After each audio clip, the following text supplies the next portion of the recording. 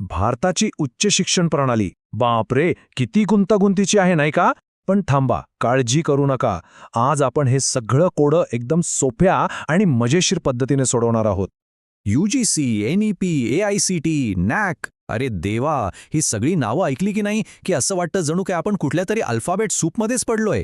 म्हणजे ही अक्षर आहेत की कुठली तरी गुप्त भाषा हेच कळत नाही. मग या सगळ्याचा अर्थ लावायचा तरी कसा? चला, आज आपण या प्रणालीमध्ये लपलेल्या काही सोप्या युक्त्या आणि पॅटर्नचा उलगडा करून हे कोडं फोडूया. ठीक आहे, तर या कोड्याच्या पहिल्या भागाकडे वळूया. सुरुवात करूया त्या मुख्य संस्थांपासून ज्यांच्या हातात संपूर्ण शिक्षण प्रणालीची सूत्र आहेत.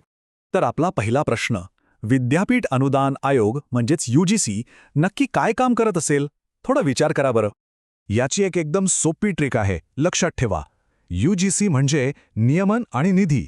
सोपं आहे की नाही? देशभरातल्या युनिव्हर्सिटीजसाठी नियम बनवणं आणि त्यांना पैसा पुरवणं म्हणजे अनुदान देणं, हेच यांचं मुख्य काम. आता पुढचा महत्त्वाचा खेळाडू NAAC म्हणजेच राष्ट्रीय मूल्यांकन आणि प्रमाणन परिषद. ही संस्था काय करते, काही कल्पना आहे? ह्यासाठी एक फेवरेट जोडी लक्षात ठेवा. जिथे NAC दिसेल तिथे ॲक्रेडिटेशन किंवा प्रमाणन हा शब्द जोडलेला असणारच. सोप्या भाषेत सांगायचं तर ही संस्था कॉलेजेस आणि युनिव्हर्सिटीजला त्यांच्या क्वालिटीनुसार ग्रेड देते. चला, आता या सिस्टीमच्या पुढच्या लेयरकडे जाऊया. इथे आपल्याला काही खास संस्था भेटतील ज्या विशिष्ट प्रकारच्या शिक्षणावर लक्ष ठेवतात. अखिल भारतीय तंत्र शिक्षण परिषद म्हणजे AICTE. या नावातच उत्तर दडलंय. जरा विचार करा, यांचं मुख्य काम काय असेल? यासाठी वापरायची एलिमिनेशन ट्रिक. जर प्रश्नात कुठेही तांत्रिक किंवा टेक्निकल हा शब्द दिसला तर डोळे झाकून उत्तर AICTE असेल. ही परिषद इंजिनिअरिंग आणि मॅनेजमेंट शिक्षणावर नियंत्रण ठेवते. आणि आता या विभागाची शेवटची संस्था, शिक्षक शिक्षणाशी संबंधित संस्था कोणती? UGC, AICTE, NCTE की NAC? काय वाटतं? बरोबर. उत्तर आहे NCTE. ही एक सरळ मेमरी ट्रिक आहे. NCTE म्हणजेच शिक्षक शिक्षण. देशातल्या सगळ्या टीचर ट्रेनिंग कोर्सेसवर ही संस्था लक्ष ठेवते. आता आपण वेगवेगळ्या प्रकारच्या युनिव्हर्सिटीजविषयी बोलूया. अनेकदा यांच्या नावांमध्येच आपला गोंधळ उडतो.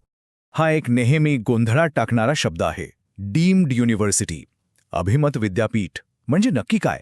ते खाजगी असतं का सरकारी? तर डीम्ड म्हणजे खाजगी नव्हे. डीम्ड म्हणजे सरकारने दिलेला एक विशेष दर्जा. जेव्हा एखादी संस्था शिक्षणात खूपच उच्च दर्जा गाठते तेव्हा सरकार तिला विद्यापीठासारखी स्वायत्तता देते.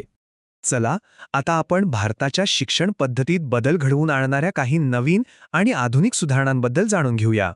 राष्ट्रीय शिक्षण धोरण 2020 म्हणजेच NEP याबद्दल आपण सगळ्यांनीच खूप ऐकलंय. पण याचा मूळ उद्देश काय आहे? यासाठी फक्त 2 शब्द लक्षात ठेवा, लवचिकता आणि बहुविषयक शिक्षण. म्हणजेच विद्यार्थ्यांना विविध विषय निवडण्याचं स्वातंत्र्य देणं आणि संपूर्ण शिक्षण प्रणालीला अधिक फ्लेक्झिबल बनवणं, हेच NEP 2020चं मुख्य ध्येय आहे. आणि याच नव्या धोरणातून एक नवीन आणि इंटरेस्टिंग संकल्पना आली आहे, अकॅडमिक बँक्स ऑफ क्रेडिट्स किंवा ABC. हे नक्की काय आहे? ABC म्हणजे विद्यार्थ्यांसाठी एक डिजिटल बँक. यात विद्यार्थी आपले शैक्षणिक क्रेडिट्स जमा करू शकतात. यामुळे शिक्षण अर्धवट सुटलं किंवा कॉलेज बदललं तरी त्यांचे क्रेडिट्स वाया जाणार नाहीत. शिक्षणाला लवचिक बनवण्यासाठी हे एक खूप महत्त्वाचं पाऊल आहे. आणि या सगळ्या माहितीनंतर ही आहे या कोड्याची मास्टर की. या प्रणालीला समजून घेण्याचं अंतिम लॉजिक म्हणजे योग्य संस्था आणि तिचं योग्य काम यांची जोडी ओळखता आली पाहिजे. चला तर मग, ही आहे आपली अंतिम चीट शीट. UGC नियमन आणि निधी, NAC प्रमाणन किंवा ग्रेडिंग, AICTE म्हटलं की तांत्रिक शिक्षण आणि NCTE बरोबर शिक्षक शिक्षण, NEP 2020 म्हणजे लवचिकता आणि ABC म्हणजे क्रेडिट्सचं ट्रान्सफर. बस.